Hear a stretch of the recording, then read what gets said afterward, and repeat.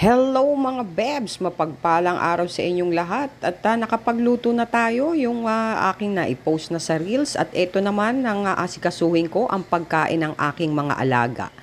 At yan nga, corn beef ang kanilang ulam, ang today's menu nila. Kita nyo naman at nauuna pa silang mag-almusal sa akin. Mas inuuna ko sila dahil maingay sila, ako tahimik lang kahit gutom.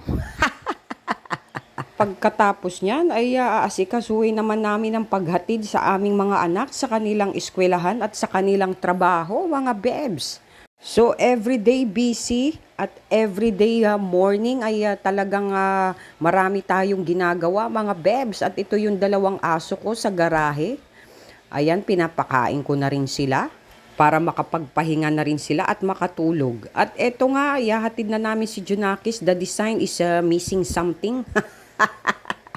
May hinahanap siya, mga bebs, at hindi niya makita. Kailangan mag-apura kaming bumalik dahil yung isa naman ang ihahatid sa kanyang trabaho, mga bebs. At kawawa naman gawa ng Sabado ngayon at medyo traffic at medyo mahirap sumakay ng bus. At ayan na nga, babay anak, aral maigi. At eto naman, bida na naman sa kalsada. Hindi ka na naman maka-overtake dahil sila talaga ang bidang-bida. So ito naman yung isang prinsesa, ihahatid na natin sa kanyang work. Para kahit papaano ay kami ay nakakatulong sa kanya, makabawas siya sa kanyang pamasahe. Babay anak!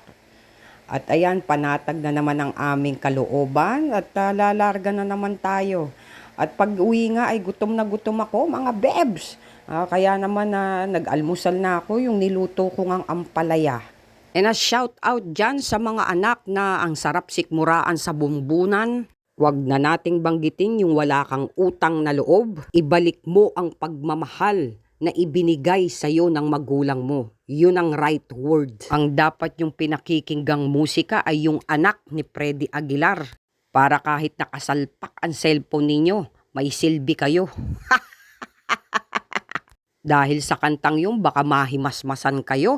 Ako'y nanggigigil doon sa social media yung mga nakikita ko. Lalo na yung mga patungkol sa mga ina at sa magulang.